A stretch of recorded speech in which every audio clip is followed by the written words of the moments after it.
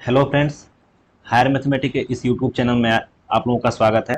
आज के इस लेक्चर में हम लोग नंबर थ्योरी का एक और इम्पॉर्टेंट थ्योरम को सॉल्व करने वाले हैं। तो आइए सबसे पहले थ्योरम का स्टेटमेंट लिखते हैं, फिर उसको हम प्रूव करेंगे। ठीक है। स्टेटमेंट दिया हुआ है, इफ ए डिवाइड सी। ए कोई इंटीजर है, सी कोई इंटीजर है। ए सी को कम्प्लीटली डिवाइड कर रहा है and B divide C. B भी कोई इंटीजर है जो कि सी को डिवाइड कर रहा है। And condition that with GCD of A and B equal to 1, that is A and B are relatively prime। A और B क्या है, दोनों के दोनों प्राइम नंबर है। ठीक है। Then we have to show that A into B divide C। ये हमको प्रूव करना है। ठीक है। तो आइए इसको हम प्रूव कर रहे हैं। बहुत ही शानदार स्टेटमेंट दिया हुआ है, प्रूफ भी बहुत ही इजी वे में करने वाले हैं। आप बताइए, अगर 12 को 12 को डिवाइड कर रहा है 3, ठीक है, एंड उसी 12 को डिवाइड कर रहा है 4, यानी कि इसको मैच कराइए, A divides C and B divide C, that is A divides 3 divides 12 and 4 divide 12, है ना। तो आप देख पाएंगे कि एक हमको अलग अलग दो इंटीजर मिलेंगे, इसके लिए भी और इसके लिए भी। अगर 3 से हम डिवाइड कर रहे हैं 12 को, तो हमको ऐसे कुछ मिलेगा 3 गुणे 4। किसकी वैल्यू, 12 की वैल्यू। 12 को हम क्या लिखेंगे, 3 गुणे 4। इसी 12 को हम क्या लिखेंगे, 4 गुणे 3। ठीक है। तो हमारे पास 3 से डिवाइड कर रहे हैं 12 को, तो हमारे पास एक इंटीजर मिल रहा है। क्या है ये, इंटीजर है। इसको हम मान लेंगे T1 बिलोंग्स टू जेड, एक इंटीजर है। और 4 से डिवाइड करना 12 को, तो हमको एक 3 मिला है एक्स्ट्रा, इसको आप मानिए T2। T2 ये भी क्या है, इंटीजर है। ठीक है। अब देखिए क्या होगा। तो अगर इसको हम A मान लें, ठीक है, C मान लेते हैं, C, इसको हम C मान ले रहे हैं, इसको A मान ले रहे हैं, इसको C मान ले रहे हैं, इसको B मान ले रहे हैं। तो यहाँ पे C को आप क्या लिख पाएंगे, A इंटू T1। यहाँ पर C को क्या लिख पाएंगे, B इंटू T2। लिख पाएंगे कि नहीं, बिल्कुल हो जाएगा। तो उसी तरह यहाँ पे दिया हुआ है, गिवेन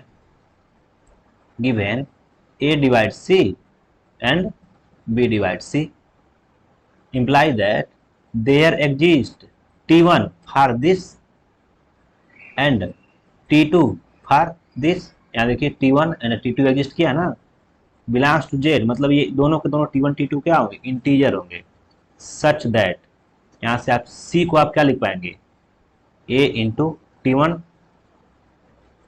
एंड यहाँ पर C को आप क्या लिख पाएंगे, B इंटू T2। ठीक है। से इक्वेशन नंबर 1, इसको आप इक्वेशन नंबर 1 मान लीजिए। Also given that GCD of A and B equal to 1, since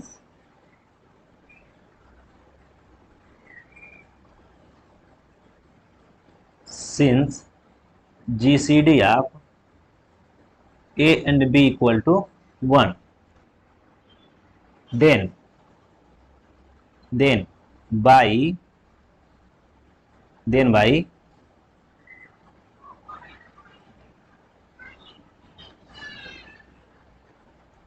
Euclidean algorithm, we have to erase this,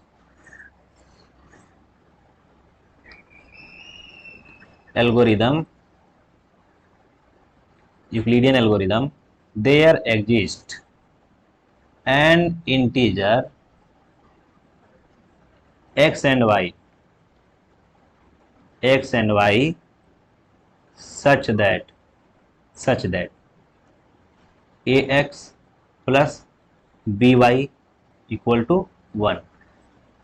मतलब अगर D GCD है किसका, A और B का, तो यूक्लिडियन एल्गोरिदम का स्टेटमेंट ये कहता है कि दो इंटीजर x एंड y ऐसे एग्जिस्ट करेंगे कि इसको आप ax plus by equal to D लिख सकते हैं, मतलब उस जीसीडी के बराबर हो जाएगा। और चूंकि यहाँ पे जीसीडी कितनी है, 1 है, सो ए एक्स प्लस बी वाई की वैल्यू क्या हो जाएगा, 1 हो जाएगा। ठीक है, यहाँ जीसीडी 1 दिया है, इसलिए यहाँ डी की वैल्यू 1 है। ठीक है, तो ये हो जाएगा। तो A X plus B Y equal to D, D की वैल्यू 1 है, जीसीडी 1 है। ठीक है, तो A X plus B Y equal to 1 लिख पाएंगे। मल्टीप्लाई दोनों साइड में हम क्या कर लें, सी से मल्टीप्लाई कर लें, तो A C X plus B C Y equal to क्या होगा, सी होगा। ठीक है, अब यहां पर हम थोड़ा सा यूज करेंगे इक्वेशन 2 का। यहां पर हम इस सी की वैल्यू, ये जो सी की वैल्यू दिया है, ये यहां पर रखेंगे, एंड इस सी की वैल्यू यहाँ पर रखेंगे।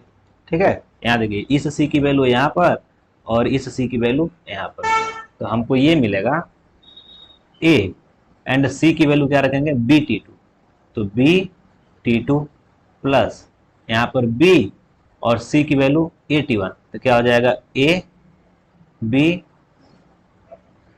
T one, A B T one equal to C हो जाएगा। यहाँ से आप ए बी और ए बी को क्या कर लें, कॉमन कर लें, तो यहाँ से बचेगा T two plus T one equal to C, T two plus T one equal to C.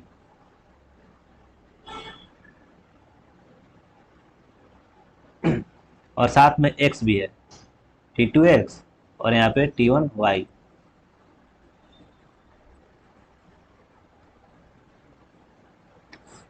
A B को जब कॉमन करेंगे, ए बी को, तो T two X plus T one Y equal to C होगा।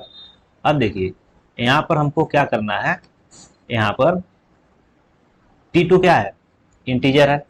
यहाँ मान लिया गया ना टी टू और टी वन दोनों के दोनों क्या है, इंटीजर है, और एक्स वाई दोनों के दोनों क्या है, इंटीजर है। यहाँ भी माना गया है कि an integer X and Y, X और वाई दोनों इंटीजर है, तो टी टू भी इंटीजर, एक्स भी इंटीजर, मल्टीप्लाई करेंगे तो वो भी इंटीजर, टी वन भी इंटीजर, वाई भी इंटीजर, मल्टीप्लाई करेंगे वो भी इंटीजर। तो एक इंटीजर ये, एक इंटीजर ये, दोनों को जब सम करेंगे, जोड़ेंगे, तो अभी क्या मिलेगा, इंटीजर ही मिलेगा। तो क्या करिए, यहाँ पे पुट कर लीजिए, put L equal to T two X plus T one Y, और क्या होगा, एल इंटीजर होगा। ठीक है, this imply A B into L की वैल्यू क्या होगी, सी के इक्वल हो जाएगी, ए बी इंटू एल की वैल्यू सी के इक्वल हो जाएगा। इसका मतलब कंक्लूजन ये निकला कि इस सी को आप ए बी इंटू एल के फॉर्म में लिख लिए, सी को आप ए बी इंटू एल के फॉर्म में। जैसे मान लेते हैं यहाँ 12 था ना, तो इसको हम 3 गुणे 4 के रूप में एक्सप्रेस कर पा रहे हैं ना, इसका मतलब क्या, यहाँ से दिस इंप्लाई 3 भी डिवाइड करेगा 12 को एंड 4 भी डिवाइड करेगा 12 को। ठीक है, तो एल भी डिवाइड करेगा सी को और ए बी भी डिवाइड करेगा सी को।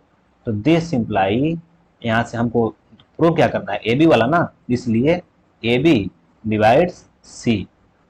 ठीक है, यही हमको प्रूव करना था। तो फ्रेंड्स, आई होप आप लोगों को ये वीडियो समझ में आया होगा, लेक्चर समझ में आया होगा। तो आज का लेक्चर यहीं समाप्त करते हैं, फिर मिलते हैं अगले लेक्चर में। Thank you so much.